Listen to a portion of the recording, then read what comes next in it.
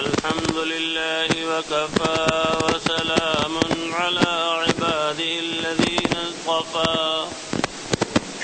أما بعد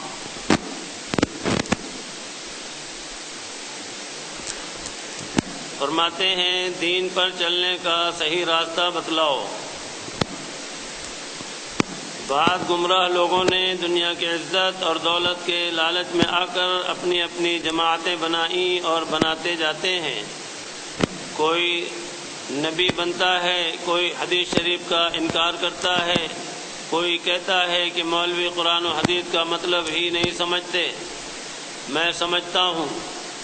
ایسی حالت میں یہ بات سمجھنے کی ہے کہ ایسے فرقے کے لوگوں سے بچنا چاہیے، اور یہ بات یاد رکھیں کہ اللہ اور رسول نے دین کی سب باتیں قرآن و حدیث میں بتلا دی ہیں۔ اب کوئی نئی بات یا نیا طریقہ دین میں داخل کرنا بدعت ہے، اور بدعت کفر و شرک کے بعد سب سے بڑا گناہ ہے۔ بہت سے مسئلے دین کے ایسے تھے کہ جن کو ہر شخص سمجھ نہیں سکتا تھا۔ وہ مسئلے بڑے بڑے درجے کے پہلے بزرگ عالموں نے اپنے علم کے دور سے قرآن و حدیث سے سمجھ کر اوروں کو بتلائے۔ ایسے اللہ کے پیارے بندوں کو مجتہد اور امام کہتے ہیں۔ دین کے رہبر اور امام تو بہت ہوئے، مگر ان میں یہ چار بڑا درجہ رکھتے ہیں اور بہت مشہور ہیں۔ نمبر 1 حضرت امام اعظم ابو حنیفہ رحمۃ اللہ علیہ، اور نمبر 2 حضرت امام شافعی رحمۃ اللہ علیہ، اور نمبر 3 حضرت امام مالک رحمۃ اللہ علیہ، اور نمبر 4 حضرت امام احمد بن حنبل رحمۃ اللہ علیہ۔ ان چاروں اماموں کو اس بہترین زمانے کے بڑے بڑے عالموں نے پسند کر لیا تھا۔ اس وقت سے سب مسلمان ان کے بتلائے ہوئے مسئلوں پر عمل کرتے چلے آئے ہیں۔ بڑے بڑے عالموں نے ان کی تقلید کی اور کر رہے ہیں۔ بس ان چاروں اماموں میں سے جس امام صاحب سے زیادہ اعتقاد ہو اس کے مسئلوں پر عمل کریں، اور ان کے مسئلوں میں جو اختلاف ہے اس کو خدا کی رحمت سمجھیں، کسی کی شان میں گستاخی نہ کریں۔ ہندوستان میں حضرت امام اعظم ابو حنیفہ رحمۃ اللہ علیہ کے مسئلوں پر عمل کرنے والے لوگ زیادہ ہیں، ان کو حنفی کہتے ہیں۔ بس ان اماموں کے مسئلوں پر عمل کرنا قرآن و حدیث ہی پر عمل کرنا ہے۔ دین محمدی صلی اللہ تعالی علیہ وسلم کا صحیح اور سیدھا راستہ یہی ہے، اور ان چاروں اماموں کو دین محمدی صلی اللہ علیہ وسلم کی کونسل سمجھو۔ جو لوگ ان چاروں اماموں کے مسئلوں پر عمل کرتے ہیں ان کو اہل سنت والجماعت کہتے ہیں۔ فرماتے ہیں 1 کی کر تقلید ان چار سے، کام مت رکھ خلق کی گفتار سے۔ مذہب سنت جماعت خوب ہے، حق تعالیٰ کو یہی محبوب ہے، اور جو مذہب کے ہیں اس سے جدا، ہے نہیں راضی کبھی ان سے خدا۔ راہ سنت کی یہی سیدھی ہے راہ، اور ہے شیطان کی راہیں تباہ۔ ہے اسی مذہب کا غلبہ دیکھ لے، اور مذہب ہو گئے اس کے تلے۔ رہتے ہیں غالب یہی ہر آن میں، گفتگو میں جنگ میں میدان میں۔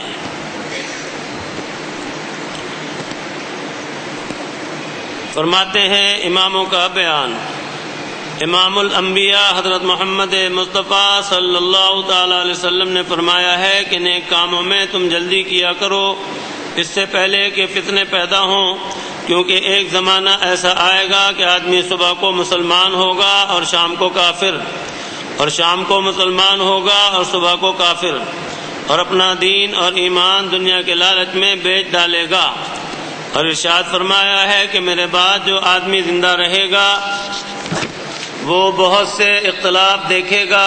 ایسے وقت تم کو چاہیے کہ میرے اور میرے اصحاب کے طریقے کو اس طرح پکڑ لینا کہ جس طرح کسی چیز کو دانتوں سے مضبوط پکڑ لیتے ہیں، اور نئے طریقوں سے بچتے رہنا، کیونکہ دین میں نئی بات نکالنا بدعت ہے، اور بدعت ایسی بری چیز ہے کہ وہ دین سے دور کر دیتی ہے اور دوزخ میں پہنچا دیتی ہے۔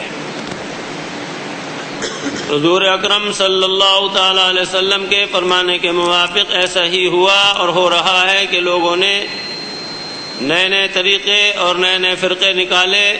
مسلمان بھائیوں، دیکھو ہمارے نبی صلی اللہ تعالی علیہ وسلم نے تو ہم کو پہلے ہی سے بتلا دیا ہے کہ میری امت میں یعنی مسلمانوں میں 73 فرقے ہو جائیں گے، بس ایک فرقہ جنت میں جائے گا اور باقی سب فرقے دوزخ میں جائیں گے۔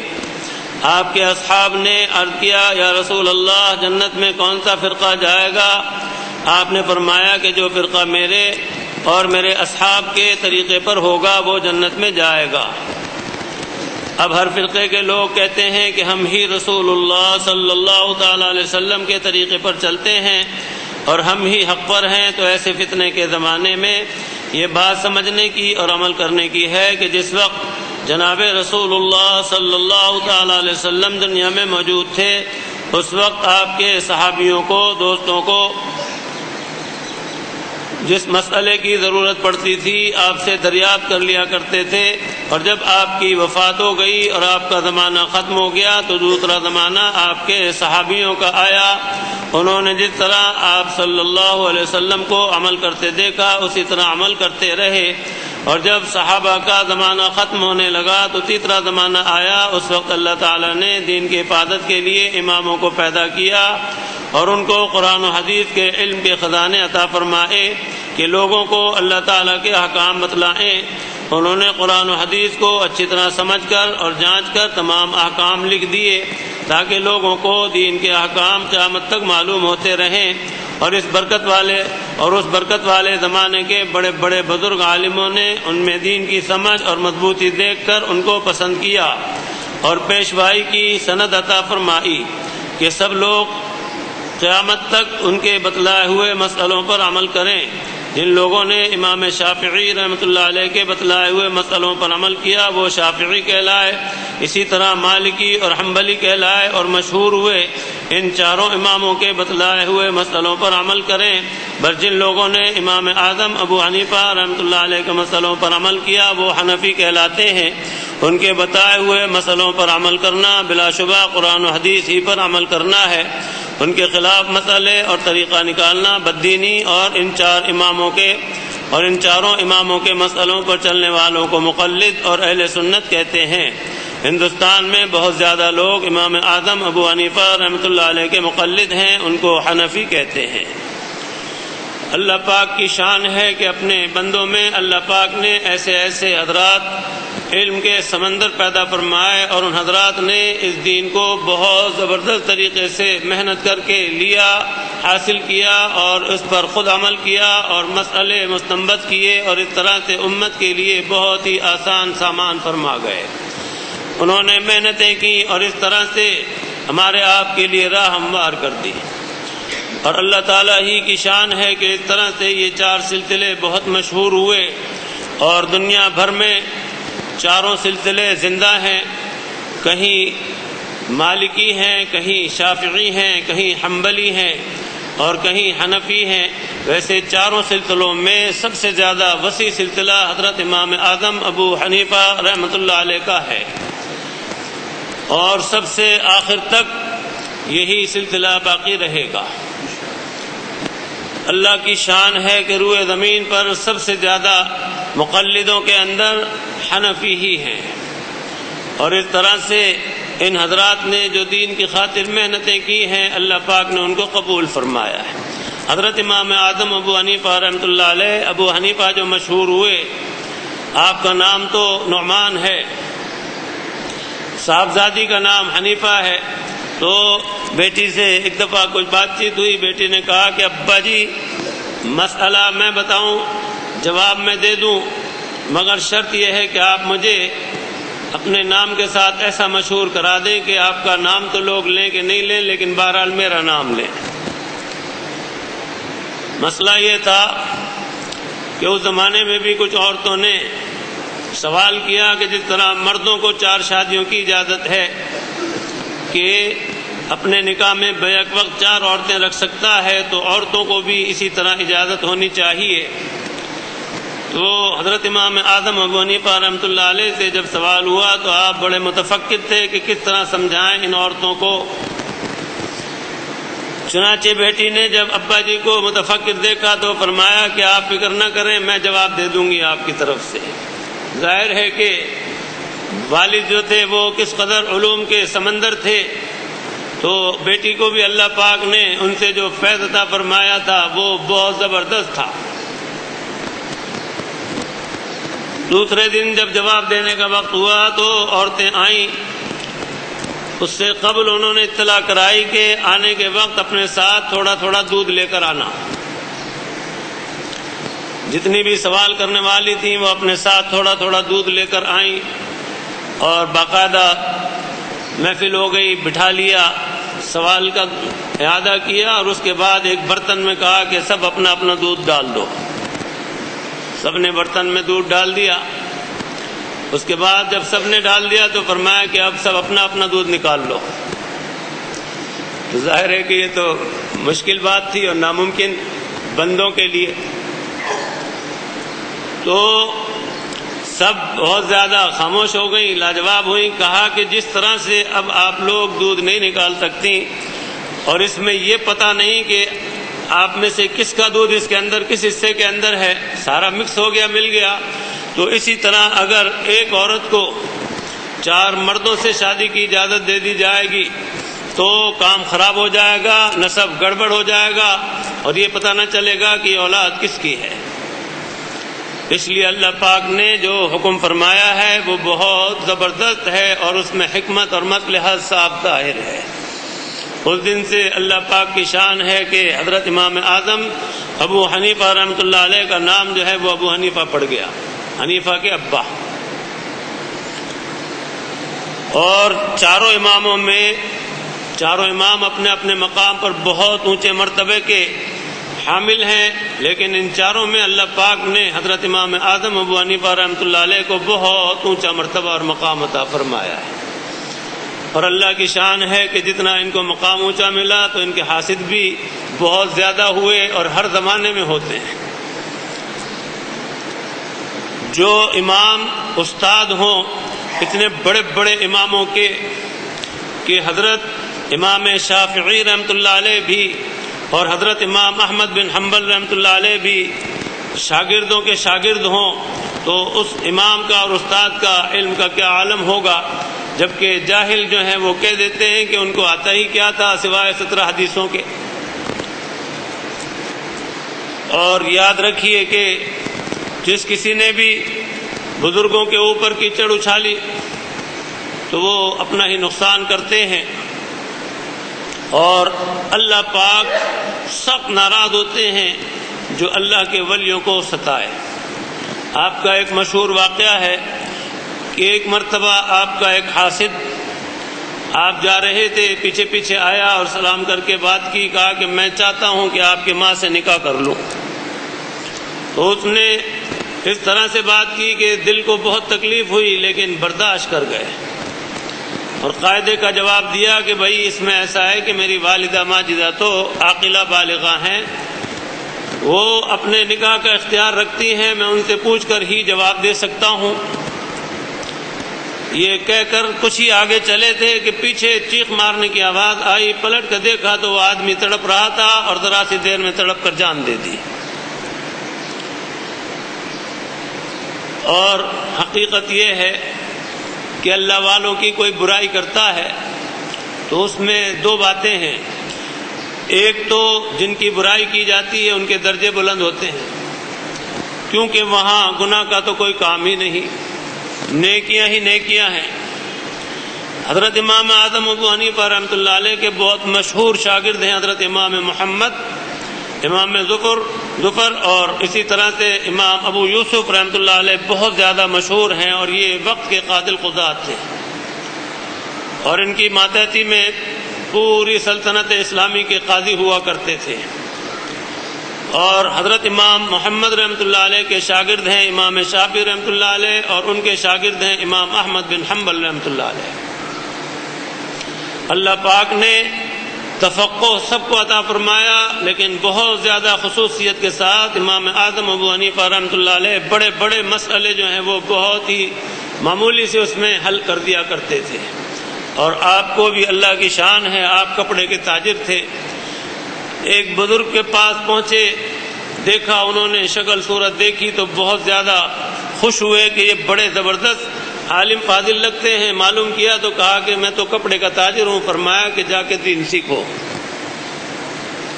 تجارت تو چلتی رہے گی، وہ بھی چلے، لیکن دین سیکھو۔ تو آپ نے دین سیکھا، پھر ان کی خدمت میں رہے، اور اس طرح سے وہ درجے حاصل کیے کہ اللہ پاک نے پھر آپ سے ایسے فیض جاری کیے۔ بعض وقت ایسا ہوا کہ استاد پریشان ہوئے کسی جواب کے سلسلے میں، فرمایا کہ آپ بے فکر ہو جائیے، مجھے آگے کر دیجیے۔ آپ کی تاریخ پڑھیں تو آپ لوگ حیران رہ جائیں گے کہ اللہ پاک نے بہت زبردست سمجھ عطا فرمائی ہے۔ تو بہرکیف یہ چار امام چاروں کے چاروں برحق ہیں، اور ان کے سلسلے باقاعدہ جاری ہیں۔ یہ مقلد حضرات ہیں، اور اللہ پاک نے ان سے دین کے خوب کام لیے ہیں، اور اس طرح سے اللہ پاک نے مرتبے اور مقام بخشے ہیں۔ حضرت امام احمد بن حنبل رحمۃ اللہ علیہ کا ایک واقعہ آپ سے عرض کرتا ہوں۔ میں نے سنا تھا حضرت قاری محمد طیب صاحب رحمۃ اللہ علیہ معتمم دارالعلوم دیوبند سے، فرمایا کہ ایک مرتبہ حضرت امام شافعی رحمۃ اللہ علیہ نے امام احمد بن حنبل رحمۃ اللہ علیہ کی دعوت کی۔ امام احمد بن حنبل رحمۃ اللہ علیہ بغداد میں رہتے تھے، اور امام شافعی رحمۃ اللہ علیہ مصر میں رہتے تھے۔ ایک خادم کے ذریعے سے پیغام بھجوایا کہ جی چاہتا ہے کہ بہت عرصہ ہو گیا دیکھے ہوئے، آپ آئیں اور آپ کی دعوت بھی ہو، ملاقات بھی ہو۔ تو منظور کر لی۔ خادم کو حضرت امام احمد بن حنبل رحمۃ اللہ علیہ نے جوڑا دیا۔ دستور تھا کہ جو آدمی بھی کوئی پیغام لے کر آتا تو اس کو اپنا جوڑا اتار کر دے دیا کرتے تھے۔ جوڑا دے دیا، وہ بہت سنبھال کر لائے، اور حضرت امام شافعی رحمۃ اللہ علیہ نے فرمایا کہ بھئی ہماری یہ تو جرأت اور ہمت نہیں کہ ہم آپ سے جوڑا لے لیں، لیکن یہ جوڑا اتنی وقت کے لیے دے دو کہ ہم اسے بھگو کر اس کا پانی لے لیں۔ ایسے ایسے بزرگوں کو سمجھنے والے اور بزرگ بنانے والے حضرات تھے، بڑے زبردست مردم شناس تھے۔ چنانچہ جوڑا تو انہی کے پاس رہنے دیا، لیکن بہرحال بھگو کر اس کا پانی حاصل کر لیا برکت کے لیے۔ جب امام احمد بن حنبل رحمۃ اللہ علیہ وقت مقرر پر مصر آنے لگے تو حضرت امام شافعی رحمۃ اللہ علیہ استقبال کے لیے مصر سے باہر نکلے، شہر سے باہر نکلے تو یکے بعد دیگرے دیکھا کہ لوگ بھی چلے جا رہے ہیں۔ تو وقت کے جو خلیفہ تھے انہوں نے کہا کہ یہ سارا مجمع کہاں جا رہا ہے؟ تو مصاحبین میں جو بھی ان کے پاس تھے انہوں نے کہا کہ اس طرح سے بغداد سے امام آ رہے ہیں۔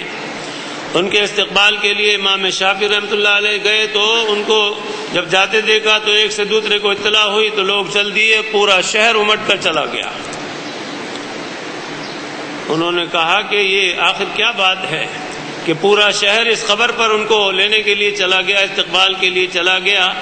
بڑی حیرانی کی بات ہے اور بڑے تعجب کی بات ہے۔ انہوں نے کہا کہ نہیں، تعجب کی تو کوئی بات نہیں، آپ کی حکومت وجود کے اوپر ہے اور ان کی حکومت دلوں کے اوپر ہے۔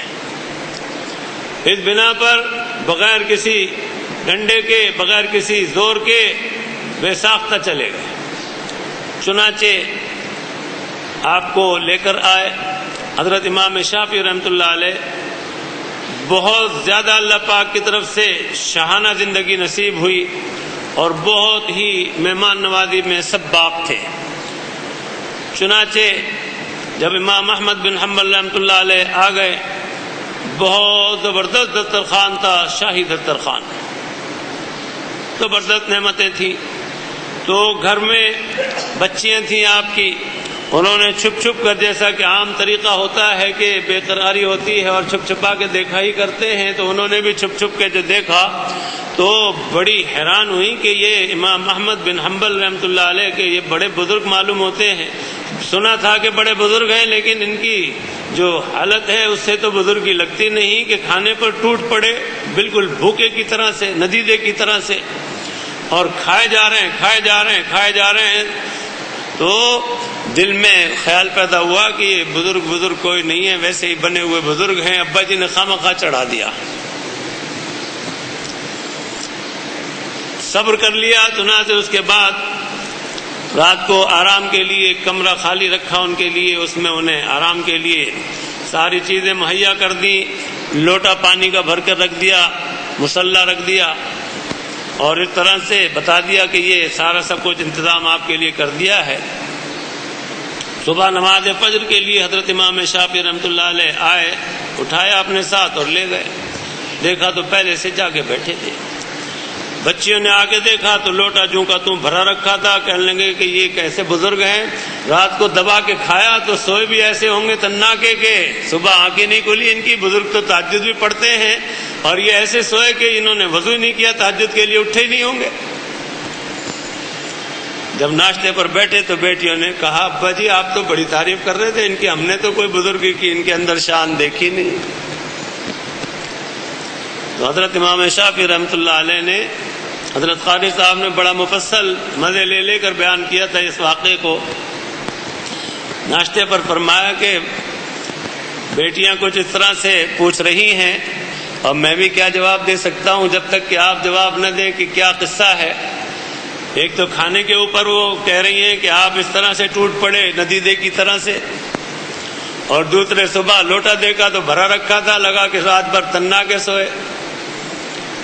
تو اس پر انہوں نے فرمایا کہ آپ کے کھانوں میں انوار اتنے زیادہ تھے کہ میں نے کہا جتنے بھی سمیٹ سکتا ہوں سمیٹ لوں، اس لیے ندیدہ بن کے کھایا آپ کے یہاں کے۔ کیا بات ہے، کتنے بڑے بزرگ کے کھانے، اور اس میں انوار نظر آئے انہیں۔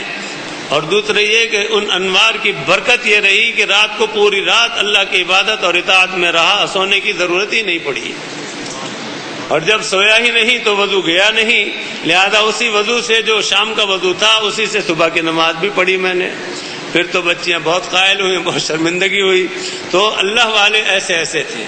حضرت امام اعظم ابو حنیفہ رحمۃ اللہ علیہ کے متعلق بہت مشہور ہے کہ 40 سال تک آپ نے عشاء کے وضو سے فجر پڑھی ہے،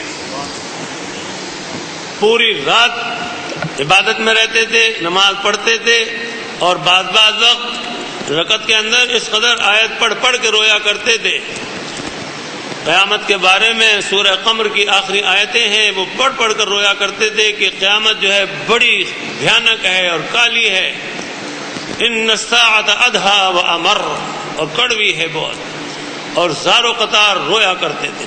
40 سال کو سوچیں کہ کتنا لمبا عرصہ ہے، اور عشاء کے وضو سے فجر پڑھنا یہ اللہ تعالیٰ کا خاص فضل تھا۔ بہت بڑے بزرگ تھے، بہت بڑے امام تھے، اللہ نے یہ مرتبے اور مقام عطا فرمائے، جبھی تو ان کے ماننے والے اور ان پر اعتماد کر کے ان مسئلوں پر عمل کرنے والے دنیا میں سب سے زیادہ ہیں۔ اور حضرت امام مالک رحمۃ اللہ علیہ یہ بھی اپنے وقت کے بہت بڑے مرتبے کے بزرگ، امام دار الہجرت، امام مدینہ کہلاتے ہیں۔ مدینہ منورہ میں پیدا ہوئے، مدینہ منورہ میں رہے، اور حج کے لیے صرف نکلے، دلی تمنا اور خواہش تھی کہ مدینہ منورہ میں ہی پیوند ہوں۔ آپ کے بھی چاروں اماموں کے بہت فضائل ہیں۔ حضرت امام مالک رحمۃ اللہ علیہ ایک مرتبہ آپ کے پاس حضرت امام اعظم ابو حنیفہ رحمۃ اللہ علیہ آئے، ملنے کے لیے بیٹھے، بات چیت ہوئی، خیر خیریت ہوئی، تواضع ہوئی، اس کے بعد آپ چلے گئے۔ شاگردوں نے کہا کہ اختلاف کے سلسلے میں آپ ان کے نام لے کر بہت اختلاف بیان کرتے ہیں، اور جب یہ آئے تو بڑی عزت کی آپ نے اور بہت مدارات کی۔ فرمایا کہ تمہیں پتہ بھی ہے یہ کون ہے؟ یہ وہ شخص ہیں کہ اگر یہ ستون کو کہہ دیں سونے کا ہے تو اللہ تعالیٰ ان کی لاج رکھ لیں اور اس کو سونے کا بنا کر دکھا دیں۔ اور حضرت امام مالک رحمۃ اللہ علیہ کے ادب کا عالم یہ تھا کہ مسجد نبوی میں حدیث پڑھایا کرتے تھے، اور اس کے پس منظر میں ہوا یہ کہ والد صاحب رحمۃ اللہ علیہ وہ باہر چلے گئے تھے۔ جب باہر جا رہے تھے تو اس وقت اہلیہ ان کی امید سے تھی. دل میں تمنا تھی کہ اللہ پاک اگر بیٹا دیں تو میں اس کو دین کا خادم بناؤں اور وہ قرآن و حدیث بیان کیا کرے اور میں دیکھا کروں اور میرا دل خوش ہوا کرے، باغ باغ ہوا کرے. لیکن ضرورت سے وہ باہر چلے گئے. اس وقت اہلیہ امید سے تھی. اور اللہ کی شان ہے کہ حضرت امام مالک رحمۃ اللہ علیہ اپنی والدہ ماجدہ کے پیٹ میں 2 سال تک رہے. یہ بڑی زبردست خصوصیت ہے ان کی. 2 سال تک رہے. پیدا ہوئے اور اس کے بعد والدہ ماجدہ نے اپنے شوہر کی امانت کو دین کی طرف لگایا اور بہت ہی کم عمری میں دین کے یہ زبردست ستون ہوئے اور دین کے خادم. اور اللہ پاک نے اتنا بڑا اعزاز بخشا کہ مسجد نبوی میں حدیث پڑھانے لگے. حضرت امام شافعی رحمۃ اللہ علیہ بھی آپ کے شاگرد ہیں. اللہ پاک نے حضرت امام شافعی رحمۃ اللہ علیہ کو اتنا حافظہ عطا فرمایا تھا کہ وہ ایک بات ایک دفعہ سن لیتے تھے تو دوبارہ پھر ان کو بھول نہیں ہوتی تھی، یاد رہتی تھی بات. حضرت امام مالک رحمۃ اللہ علیہ کے درس میں باقاعدہ احادیثیں لکھی جاتی تھی تو آپ اجازت لے کر جب بیٹھے تو انگلی سے ہاتھ پر لکھتے رہتے تھے. حضرت امام مالک رحمۃ اللہ علیہ کی جو نظر پڑی تو ناگواری ہوئی. فرمایا کہ برخوردار کیا مذاق کرتے ہو، نہ کاغذ ہے نہ قلم ہے، ہاتھ سے انگلی سے ہاتھ پر لکھتے ہو، کیا طریقہ ہے؟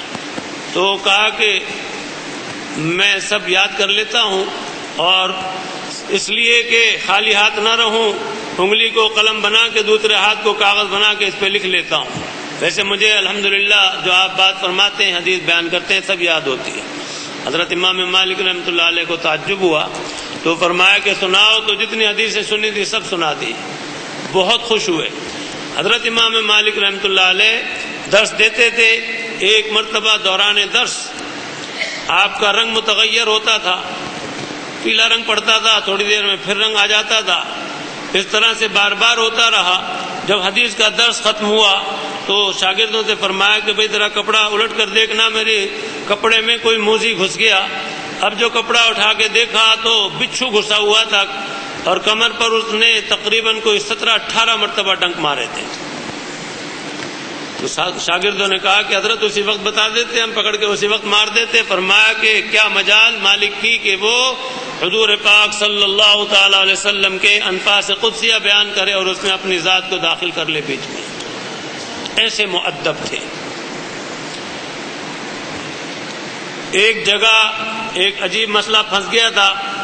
ایک عورت پر تہمت لگا دی تھی اور مرنے کے بعد غسل کا وقت جب آیا وہ غسل دے رہی تھی، چپک گئی تو اس میں وہ الگ نہیں ہو پاتی تھی. حضرت امام مالک رحمۃ اللہ علیہ گئے اور جا کے وہاں بات چیت سن کر آپ نے فیصلہ دیا تو جب جا کے وہ الگ ہوئی. مدینہ منورہ سے باہر جا کر قضاء حاجت کیا کرتے تھے. اتنا ادب کرتے تھے اور بہت زیادہ مؤدب رہتے تھے. کبھی بھی جوتا نہیں پہنا مدینہ منورہ میں رہتے ہوئے، ہمیشہ ننگے پیر رہتے تھے.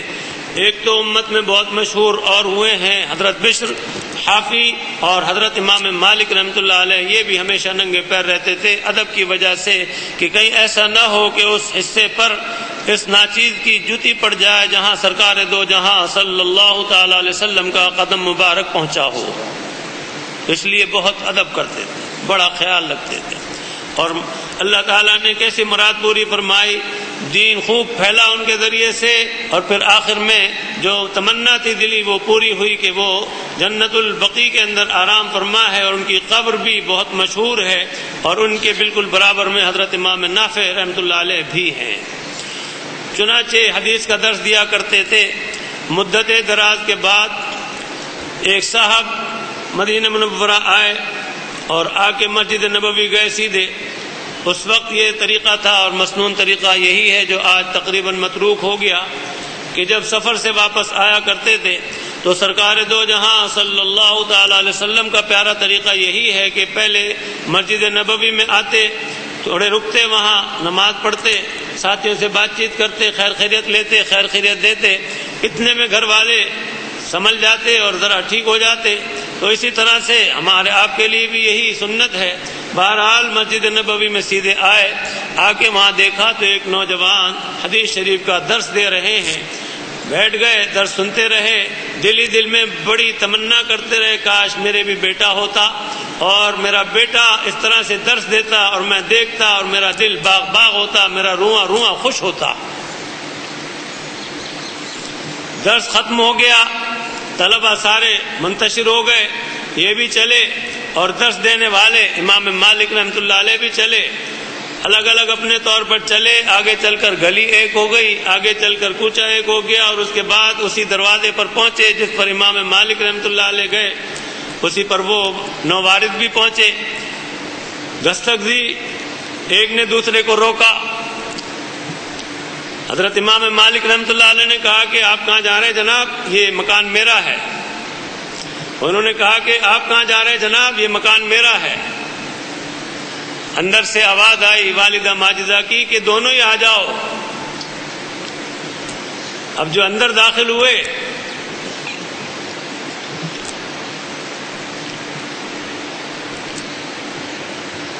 والدہ ماجدہ سامنے موجود تھی.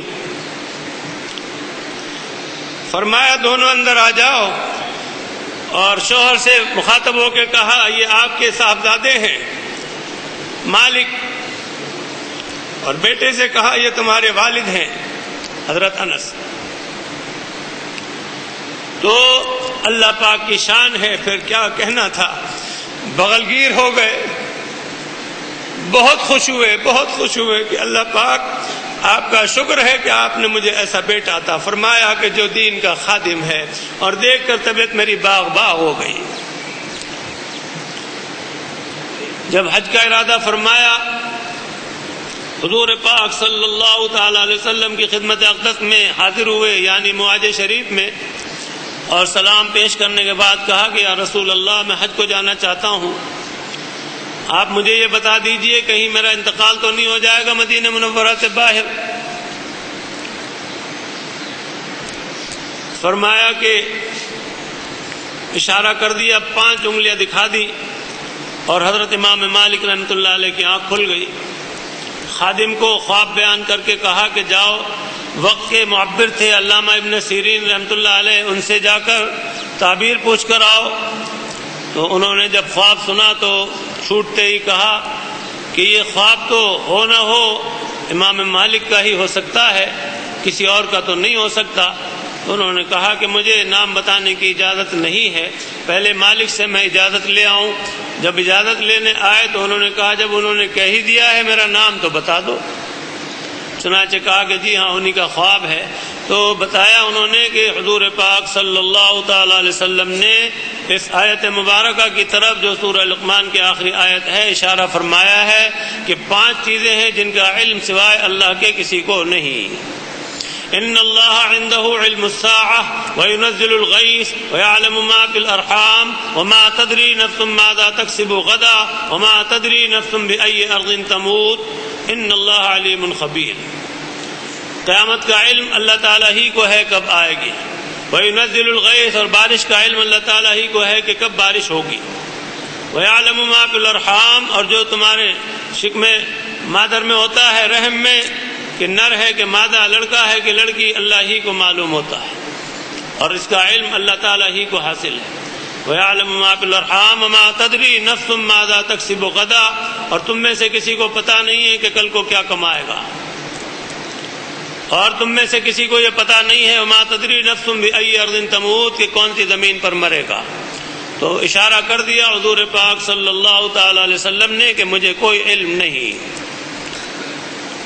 برابر یہی دعا کرتے رہے کہ یا اللہ مجھے سلامت لے چلیے اور سلامت لے آئیے. آپ ہی کے نام کی بات پر بتاتا ہوں, آپ نے اپنے دروازے پر لکھ رکھا تھا, سورہ کاف کی آیت مبارکہ لکھی تھی, ما شاء اللہ لا قوت الا باللہ. جن حضرات کو سورہ کاف زبانی یاد ہے وہ سمجھ گئے ہوں گے, نہیں سمجھے تو بہرحال عرض کرنے پر سمجھ گئے. آیت مبارکہ ہے, 2 آدمیوں کا ذکر ہے سورہ کاف میں, ایک مومن ایک کافر. تو مومن نے کافر سے کہا تھا کہ جب تم اپنے باغ میں جاؤ تو کہنا ماشاء اللہ لا قوت الا باللہ۔ تو حضرت امام مالک رحمۃ اللہ علیہ نے اپنے دروازے کے اوپر لکھا تھا اس آیت مبارکہ کو۔ کسی شخص نے سوال کیا کہ آپ نے حضرت یہ آیت یہاں کیوں لکھی ہے؟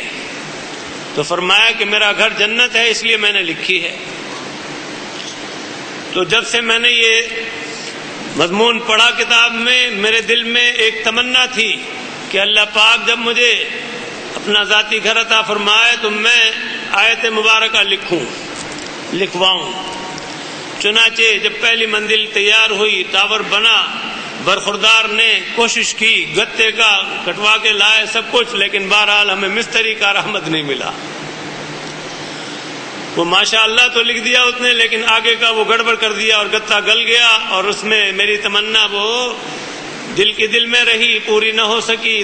دعا کرتا رہا اللہ پاک کرم فرمائیے، اور بیٹوں کو بھی اپنے گھر میں بھی ذکر کرتا رہا، بیٹوں کو بھی کہتا رہا کہ اللہ پاک مہربانی کریں جب میرا ٹاور مکمل ہو تو میں اس تمنا کو بھی پورا کروں۔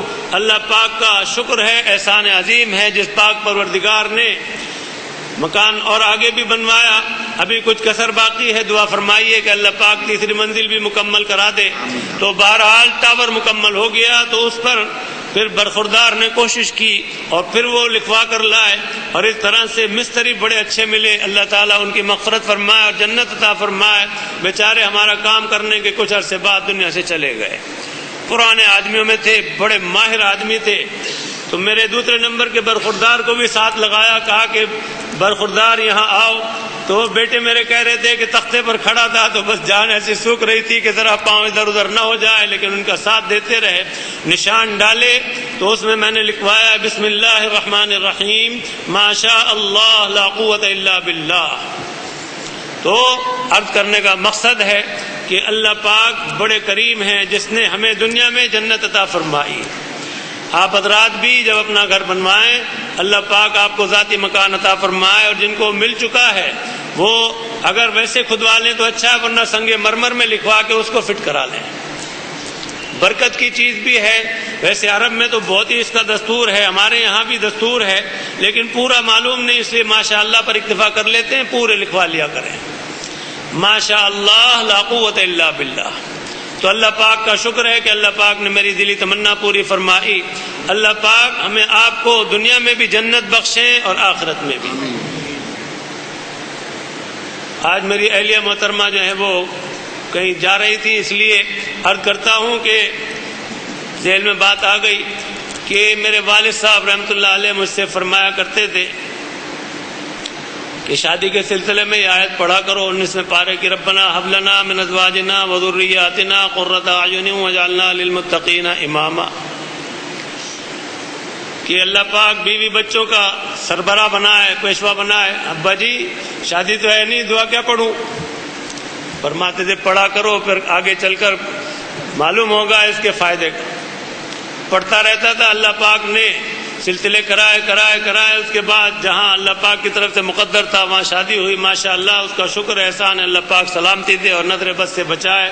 تو غرض کے اس طرح سے اللہ پاک کی مہربانی ہوئی جس نے دنیا میں ہی جنت عطا فرمائی۔ اللہ پاک ہر طرح سے نظر بد سے بھی، حاسدوں کے حسد سے بھی، اور تمام حادثات و سانحات سے ہمیں محفوظ رکھے اور ان کا کرم رہے۔ تو بہرحال حضرت امام مالک رحمۃ اللہ علیہ، حضرت امام اعظم ابو حنیفہ رحمۃ اللہ علیہ، حضرت امام شافعی رحمۃ اللہ علیہ، حضرت امام احمد بن حنبل رحمۃ اللہ علیہ، یہ ساری وہ ہستیاں ہیں جو بہت اونچے مرتبے کے بزرگ ہیں۔ یاد رکھنا کبھی بھی کسی اللہ والے کی شان میں گستاخی مت کرنا۔ میری بیٹیوں میں بڑی بیٹی، اس نے ایک بات کہی تھی کہ ابا قرآن پاک میں اللہ پاک نے ایک جگہ اعلان جنگ فرمایا ہے سود کھانے والوں سے، اور حدیث شریف میں حضور پاک صلی اللہ تعالی علیہ وسلم نے بیان کیا ہے کہ اللہ پاک فرماتے ہیں، حدیث قدسی ہے کہ میں اعلان جنگ کرتا ہوں ان سے جو میرے ولیوں کو ستاتے ہیں۔ تو ایک جگہ اعلان جنگ قرآن پاک میں ہے اور ایک جگہ اعلان جنگ احادیث کے اندر ہے۔ تو اللہ کے ولیوں کو یاد رکھنا، ستانا نہیں، ورنہ بڑا نقصان ہوگا۔ اور بعض وقت تو ایسا نقصان ہوتا ہے کہ آدمی راندہ درگاہ ایسا ہوتا ہے کہ وہ کہیں کا نہیں رہتا، سیدھا جہنم میں جاتا ہے۔ ایک واقعہ سبق آموزی کے لیے عرض کرتا ہوں۔ ہمارے ایک دوست تھے حکیم صاحب، ان کے پاس میرا اٹھنا بیٹھنا بہت تھا، تو ان کے پاس کوئی اور بھی آتے تھے۔ انہوں نے ان سے ذکر کیا کہ میری تمام عبادات کے اندر ظلمت آ گئی۔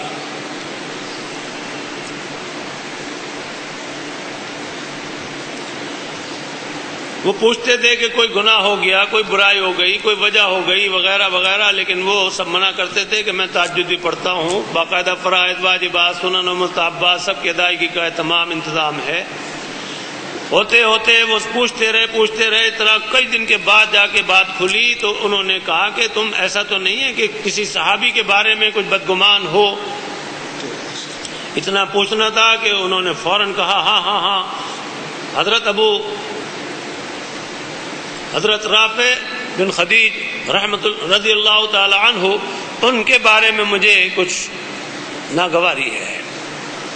کوئی بات انہوں نے پڑھی ہوگی، سنی ہوگی، واللہ عالم، تو ان کو وہ برا سمجھتے تھے۔ کہا کہ بس یہی تو بات ہے، ارے وہ صحابی رسول ہیں، اللہ کے محبوب اور اللہ کے محبوب کے محبوب ہیں، تم ان کے بارے میں کہاں یہ برا سوچنے چلے؟ توبہ کرو۔ بات سمجھ میں آ گئی، انہوں نے بہت زیادہ توبہ کی اور روئے، گڑ گڑائے، اللہ پاک سے معافی چاہی، تو انہیں ایسا لگا کہ تمام چیزوں سے ظلمت سمٹ کر نکل گئی اور نور آ گیا۔ یہ تو پچھلے جمعے کو عرض کر چکا ہوں، وہ ہستیاں ہیں کہ جن کو اللہ پاک نے مرتبے بخشے۔ اللہ پاک مالک و خالق، وہ مرتبے دینے والے اور لینے والے، تو دوسرا بیچ میں کون دخیل کہ وہ ان مرتبوں کو چھین لے؟ کہاں چھین سکے گا؟ کچھ نہیں چھنتا۔ دینے والے نے جب دے دیے تو دے دیے۔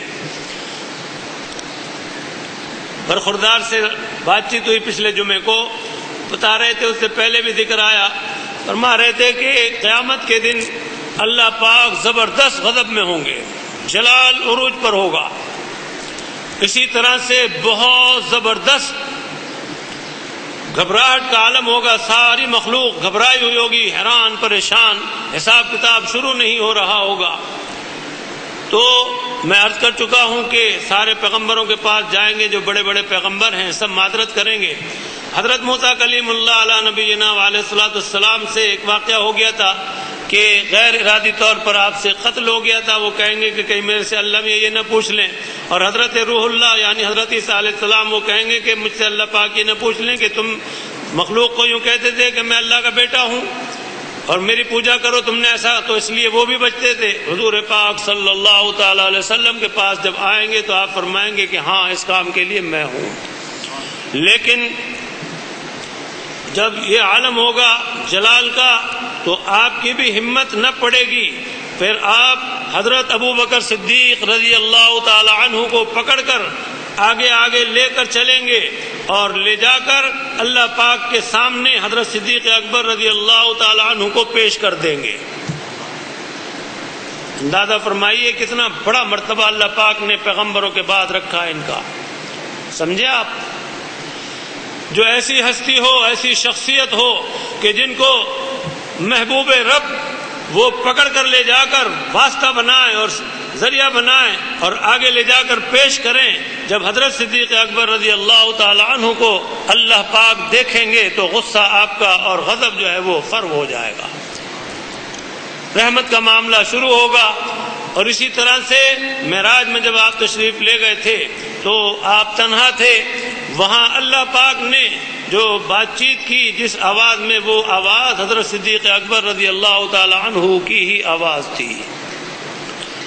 تو پھر جو ہے حساب و کتاب شروع ہوگا اور اس طرح سے اللہ پاک مہربانیاں فرمائیں گے، نیک جو ہیں ان کے لیے خیر کے فیصلے ہوں گے۔ تو عرض کرنے کا مقصد ہے یہ حضرات صحابہ کرام رضوان اللہ علیہ مجمعین، جن کو اللہ پاک نے یہ مرتبے اور مقام بخشے، یہ امام اور یہ بزرگ اور یہ ولی، یہ حضرات سارے محدثین، مفسرین، فقہاء، علماء، فضلاء، جن کو اللہ پاک نے نوازا، بہترین افراد ہیں یہ امت کے۔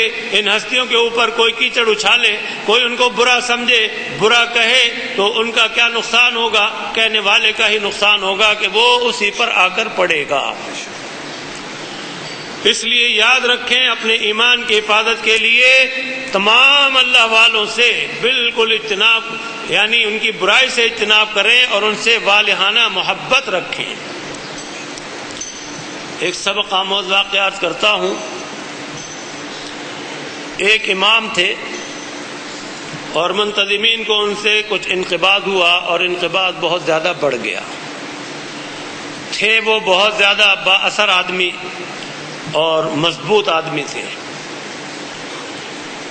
ان کو وہ علیحدہ کرنا چاہتے تھے لیکن علیحدہ کر نہیں سکتے تھے، تو انہوں نے ان کے اوپر کچھ تہمتیں لگا دی اور اس طرح سے کچھ انہوں نے چکر بازی چلائی۔ تو آپ یہ سمجھ لیجئے کہ ان کے جو سرغنے تھے ان پر اللہ پاک کی آگے چل کر ایسی پکڑ آئی کہ وہ بالکل لاچار اور مجبور محض دنیا میں کافی عرصے تک رہے۔ ان کی گویائی اللہ پاک نے چھینی اور اس طرح سے وہ معذور محض ہو کر رہ گئے، عدو معطل کی طرح ہو گئے، اور ان کو تو احساس بھی نہ ہوا ہوگا کہ انہوں نے کسی اللہ کے بندے کی بے حرمتی کی تھی، اس پر تہمت لگائی تھی۔ تو اس لیے کسی بھی اللہ والے کو یاد رکھیے کہ مت ستائیے اور نہ اس کے بارے میں اپنے دل میں کوئی برا خیال لائیے۔ اگر اختلاف بھی ہے تو خاموشی اختیار کر لیں، وہ جانے اور ان کا معاملہ جانے۔ اللہ تعالیٰ کے ساتھ اللہ تعالیٰ کے بندوں کے عجیب و غریب معاملات ہیں۔ بہت سے بندے دیکھنے میں بڑے بیکار لگتے ہیں لیکن وہ اللہ والے ہوتے ہیں۔ حضور پاک صلی اللہ تعالی علیہ وسلم نے ارشاد فرمایا ہے، جس کا خلاصہ یہ ہے کہ بہت سے آدمی ایسے ہیں جو پراگندہ بال ہیں اور غبار آلود ان کے چہرے ہیں، پھٹے پرانے کپڑے ہیں، کسی دروازے پر جائیں تو لوگ بھگا دیں کہ میاں جاؤ یہاں سے آگے، لیکن حقیقت میں ان کا عالم بزرگی کا اور تقوی کا اور قرب کا یہ ہوتا ہے کہ اگر وہ کسی بات پر قسم اٹھا لیں تو اللہ پاک ان کی قسم کو پورا فرما دیں۔ ایسے اس امت میں بے شمار گزرے ہیں اور بے شمار موجود ہیں اور آئندہ بھی آئیں گے، اور اللہ پاک کے ولیوں کا ولی سارے ہی ہیں، جو بھی ایمان والے ہیں سارے ولی ہیں۔ اللہ ولی المؤمنین، تو دوست ہیں سارے اللہ کے، ان دوستوں کو ستانے والا جو ہے وہ اپنا نقصان کرے گا۔ اس لیے اماموں کے بارے میں، محدثین کے بارے میں، اسی طرح سے اور حضرات کے بارے میں یاد رکھیے کبھی بھی کوئی گستاخانہ کلمات مت کہیے، نہ قلم چلائیے۔ یاد رکھیے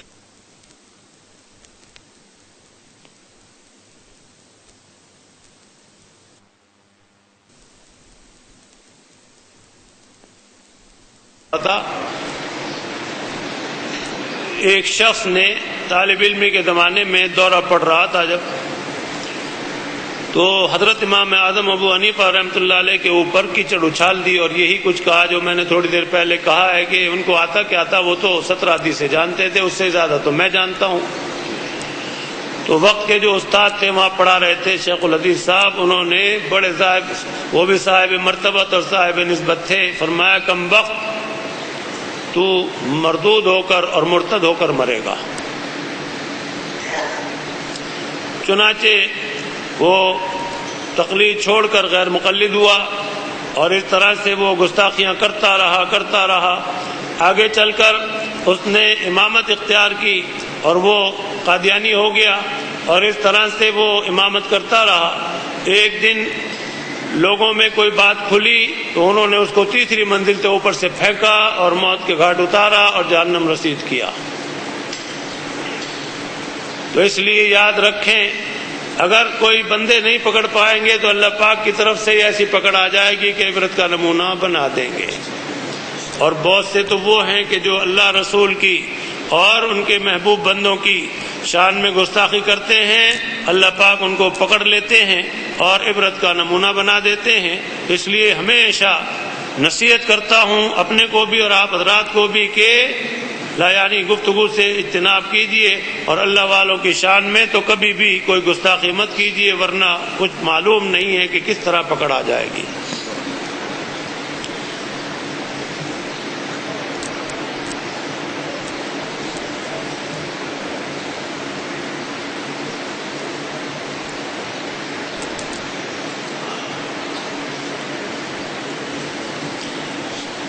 تھوڑے سے حالات بیان کرتے ہیں حضرت امام اعظم ابو حنیفہ رحمۃ اللہ علیہ کے حالات شریفہ۔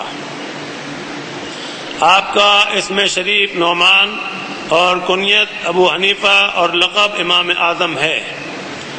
نوشیروان جو ملک فارس کا بادشاہ تھا، آپ اس کی اولاد میں سے ہیں۔ آپ کے والد کا نام ثابت ہے۔ آپ سن 80 ہجری میں پیدا ہوئے۔ یہ وہ زمانہ تھا کہ جناب رسول اللہ صلی اللہ تعالی علیہ وسلم کے بعد صحابہ اس وقت موجود تھے۔ چھوٹی سی عمر میں آپ کو دین کے علم پڑھنے کا شوق ہوا اور قرآن مجید 7 قراتوں میں پڑھا اور 4000 عالموں سے قرآن و حدیث کا علم پڑھا۔ آپ کے استاد بڑے بڑے بزرگ اور پرہیزگار تھے۔ آپ کے تقوی پر ایک بات یاد آئی، ممکن ہے اس میں بھی ہو نہ ہو، کہ آپ کپڑے کے تاجر تھے اور دین کی خدمت میں بھی مستقل ماشاءاللہ لگے ہوئے تھے۔ تو ایک مرتبہ آپ کے کپڑوں میں تھان کے اندر ایک تھان عیب دار تھا۔ آپ کو کہیں ضروری کام سے جانا تھا تو ملازم سے فرما گئے تھے کہ یہ تھان عیب دار ہے، اگر کوئی تاجر آ جائے، کوئی آدمی خریدار آ جائے تو عیب ظاہر کر کے پیسے کم لے کر اسے بیچنا۔ عجب اتفاق ہوا کہ کوئی بڑا تاجر آیا اور وہ بہت کپڑا لے گیا اور اسے یہ بات یاد بھی نہ رہی اور سارے کپڑے میں وہ تھان بھی چلا گیا۔ حضرت امام اعظم ابو حنیفہ رحمۃ اللہ علیہ جب تشریف لائے تو انہوں نے بتایا کہ اس طرح ایک تاجر آئے تھے اور بہت کپڑا لے کر گئے ہیں۔ تو آپ نے چھوٹتے پوچھا کہ وہ تھان جو تھا اس کا ذکر کیا تم نے؟ کہا کہ ارے وہ تو بھول ہی گیا میں حضرت۔ فرمایا غضب کر دیا، اب بتاؤ میں اتنے پیسوں کے اندر اس تھان کے پیسے الگ کیسے کروں؟ چنانچہ اس دن کی ساری آمدنی اللہ کی راہ میں آپ نے خرچ کر دی، خیرات کر دی۔ ایسے متقی اور پرہیزگار تھے۔ بہرکیف اللہ پاک نے آپ کو یہ مقام بخشا ہے کہ آپ کو امام اعظم بنایا ہے،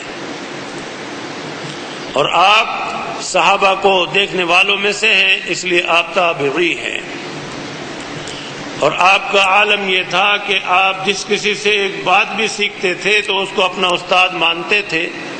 ایک مرتبہ ایسا ہوا کہ کتے کے بارے میں کچھ مسئلے کے سلسلے میں معلوم کرنا تھا کہ کتا جو ہے وہ بالغ کب ہوتا ہے۔ تو کسی شخص نے کہا کہ کتا بالغ جب ہو جاتا ہے تو ٹانگ اٹھا کر پیشاب کرتا ہے اور جب تک نابالغ رہتا ہے تو ٹانگ وہ نیچے رکھتا ہے۔ فرمایا کہ وہ میرا استاد ہے، اور کبھی بھی آئے تو ان کے لیے کپڑا بچھاتے تھے اور بڑی عزت کرتے تھے کہ یہ استاد ہے، انہوں نے مجھے ایک بات سکھائی تھی۔